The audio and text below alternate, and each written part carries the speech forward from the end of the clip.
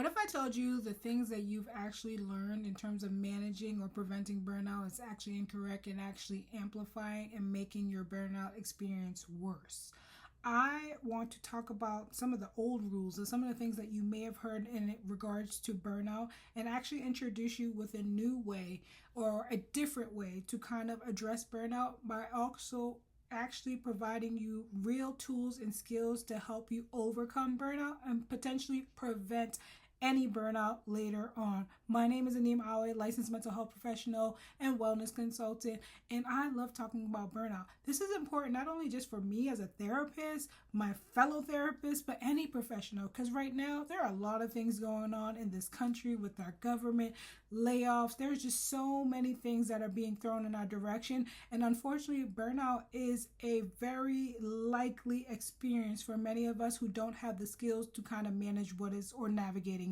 And if you don't have the skills, it's okay because we've never been in these uncharted territories before. We've never lived under fascism, and so don't feel bad in any sort of way. Some of us are managing a little better than others, but we're going to all get in one accord today. So let's jump right into it without any further ado. So let's talk about what burnout is, right? Burnout is literally a physical and mental response to to stress that you've been exposed to during uncharted times. And so that can be from work, that can be from life, that can be from life and work coupled together. That can be a recipe for disaster. And I always say that the most important thing for us to be aware of when it comes to burnout is really understanding how it's taking a physical and mental toll on us. So that's going to require us to be in connection with our body or having some understanding with our body in some sort of way. And I like folks to think of it as a traffic light. Think of a traffic light, right? What colors are the traffic lights? They're green, yellow, and red. And so I'm going to use the analogy around the traffic light to help people kind of understand some of the physical or some of the manifestations or some of the signs of potential burnout, right? Because I think it's a good starting point to start from. So starting from that traffic light, we're going to start at the bottom. We're going to start at green light, right? Green light is an indication that we continue moving forward, we're in good shape, keep going forward. And there at the green light, what we may notice is that we're noticing that we're productive, no changes, we're still creative, we're still creating great content or whatever have you, we're still showing up for our sessions, we're still showing up for those meetings, and we're killing those presentations. We're solution focused, solution oriented. We are effective communicators. We are feeling supported and valued. We feel like everything's going right for the most part, or at least no significant changes has happened. We're operating as our normal great selves, right? Despite everything going on. If you're there at that level, I love it. It's perfect. Keep going forward as the green light indicates. Then we're going to move up to yellow. Yellow, possible signs that we got to slow down a little bit. Something's coming up, right? Potentially that red area might be coming up. And within this, what we might notice for ourselves is that we may notice some increase in irritability. Maybe we're a little short with people. You may notice some low productivity. Maybe you notice some, couple days of difficulty with sleeping for the past week or so. That could be an indication of something. Easily frustrated, overwhelmed, loss of motivation, no interest or desire, or the interest and desire is slowly fading away in certain things that used to bring you joy, right? Yellow light, again, there's cause for concern. And this is the area where I think it's so much important for us to begin to intervene in and use some of the skills that I'll talk about later on. So this is an area that's really important. Then I want to head over to the red area, right? Red light means what? It means stop, halt, screech, right? This is also, red means sort of like a warning sign, if you will. And so in many ways, the red area of this traffic light is indicating to us that it's time to stop. Like, we can't continue moving in this pace or continue doing the same things because there are some things that we have to change. And so in this area, you may notice that you may feel increasingly fatigued on a daily basis. You slept, but you still feel restless. Headaches. You may feel like depressed even, anxiety even, addiction. Maybe that was something you're in remission. You notice that it's picking up. You're turning to use because you're feeling or noticing way more stress than usual and frequently ill. Your immune system is suppressed. You're getting sick all the time. You're in bed. You don't have the energy. You don't have any motivation. You're just at a place where you can no longer continue operating. at status quo, right? So something has to change, something has to give.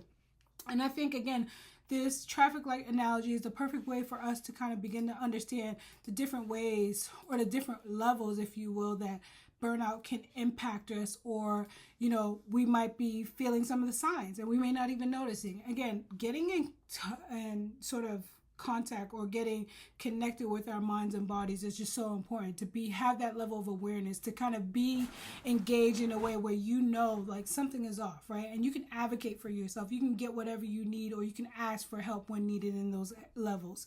So then now I think that's a helpful segue into the restorative recovery idea, where there are 3 pillars within this restorative recovery. There is a physical pillar, there is a mental pillar, and there is the cognitive pillar. These 3 pillars, I think, are really important to address both separately and together in order to truly combat, in order to truly overcome burnout, right? And so, starting with the physical pillar, there are things physically we may have to do in order to change what is happening with our experience. I always say with burnout, you can't do the same things to get out of it, right? Those very same things will get us right back into that situation or stuck into that situation. So we have to make difficult decisions, and it's not easy. I do just want to, share again, it can be difficult. These things are not necessarily designed to be easy, but difficult decisions can help make really transformative lifetimes, right? And so we have to make difficult decisions in this process. And so physically, we're looking at perhaps taking a physical break from work or whatever the identified stressor is. And in this instance, I talk a lot about FMLA, family medical leave. If you're from the great state of Massachusetts like I am, we have paid family medical leave. And so this is a great time to remove yourself from that stressor and really get time to just not only just fully recover, but also getting some time to just clarify, get resettled, get restabilized. Because if you're operating in that red area, you're probably not concentrating, not focusing, not being productive in any sort of way. So taking that FMLA, or if you're in a state that you have to combine it with short-term disability to get that paid time off, because taking time off without no pay is not really realistic for a lot of people, and I know that's the reality. But if you have more questions about that, make sure you drop it in the chat. If you're still here with me, hanging in, that is totally an option, and we can talk about that in a whole nother video. Next thing I think is important is also prioritizing self-care. Now, self-care is this word that gets talked about a lot. Psychobabble, we like to call it, but self-care is really the thing. It really is the thing that helps you feel restored. It really is the thing that helps fill your tank, right? When you think about a car, you're filling up with gas so that it gets its energy back and it can continue moving forward. What is the thing that does it for you? That does that for you, right? Is it the beach? Is it a bubble bath? Is it sleeping undisturbed? Maybe, for my parents, getting a break from the kids sometimes without feeling guilty, like tapping into your network or your community to get that help whenever is needed. Is it going for a walk, right? For me, going for a walk is really important because it just helps me stay centered and kind of just put everything off that is in front of me, right? And even if I need to take a break for a quick 1 mile walk just to get restabilized, recentered, then I'm just going to prioritize that for my day. And then also work-life integration. I don't believe work-life balance is achievable, and you can feel differently. Let me know in the chat. But work-life integration is work is here. It's not going anywhere. I mean, unless you win the big lotto, hit numbers or something like that really big. I wish you the best. But work is here, right? We live in a capitalistic society. We have to pay our bills. We have to keep going. And so how can we all make this work for ourselves, right? And I think the most important thing to think about with that is that what works for me may not work for you, and it may not work for the next person. This is all an individualized approach. This is all something that will require creativity. This is all something that will require effort, trying it, and if it doesn't work, making adjustments, letting what doesn't work go, and letting what works stay, right? And so there's a trial and error that comes with that, but figure out what that looks like for you. What does that have to look like for you in order for you to thrive, right? And again, it's the same idea that we can't continue doing the things that brought us into burnout into our recovery model or recovery stage, because those very same things, right, that will yield that stress and get us back into that same situation. Excuse me. Then we think about the mental pillar. Mental pillar, obviously at this point, especially if you are operating in that red area, it may be time for you to get professional help. This is a licensed mental health professional, licensed clinical psychologist, psychiatrist, even medication management. Although I always say, even though it's outside of my practice or outside of my scope of practice to talk about medications, we can address it, but I can't give my input on it per se. I will say that medications can certainly help take the edge off, but it's not going to change everything that's around you, right? That's why it's important for us to once we get to a place where we can remove ourselves from the stressor, we can think more clearly, we can help ourselves make the necessary changes. So whether that means talk therapy, medications, or talk therapy and medications, because those have been proven to be the most effective tools when it comes to mental health, depending on the situation, of course, then that might be a great path for you. Talk to your providers about it and have those conversations. Resetting expectations, right? Like what are some of the expectations that you are carrying that may have helped us get to this place, and what are some ways that we can shift that around a little bit? Maybe the expectation was that some expectations we put on ourselves. Is it something that we've put on ourselves, or is it something coming from like the work that we're doing or our bosses or whatever have you? Having those conversations as well are going to be really helpful. Then I think leaning on your community. I talked about community in terms of like leaning on them for support and help, or leaning on support and help from them when you maybe need a break from family life, but also like leaning on them when you need joy, right? When you need time to recenter joy, when you need time to just rest, when you need time to just like be with people, right? As much as we think that we can handle life alone and do it by ourselves, even though unfortunately life has taught some people that, we are human beings. We are built and designed for connection.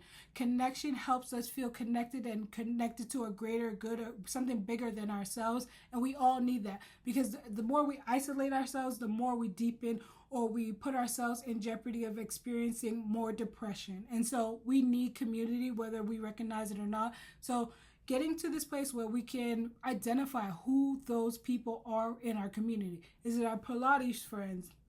Is it our gym friends? Is it our cousins? Is it our parents? Is it our partner? Like, who is that for you? Identify that, who that is for you, and also what you need from them during this time of recovery, right? And then I talk about the cognition pillar, where we have to adjust our framework, our mental framework around certain things, adjust how we like are processing certain things. And so that even includes like how we create our routines, right? What was a routine that we were operating in before we got to this place of burnout? What are some changes that we can make, some fine tunes? It doesn't have to be drastic change. It doesn't have to be like you throw everything out and just implement all these new things. Sometimes it's about looking at what was working, pulling that in, pulling away what didn't, and kind of make that a part of our new routine. So maybe the routine was that I slept until 8:55 a.m., rolled out of bed and got straight to my computer. If that works for you, that works. If it doesn't, okay, what are some other things that we can do? Maybe you value that, maybe I need to move my body more, so maybe I'm going to go for a walk in the morning. I'm going to wake up at 8 a.m. I'm going to go for a 30-minute walk, get back in, drink my coffee, adjust myself calmly into the workday. So whatever that is, that needs to look like for you.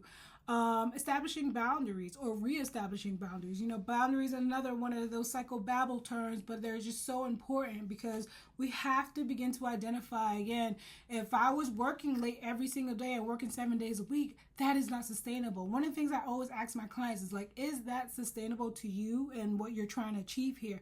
And so then that forces you to kind of have this reflective moment where just like, actually, no, it's not. So then there are some changes that we need to make. And what can we do with respect to that job or whatever the thing is that's stressing you out, causing you to kind of get to this place of burnout?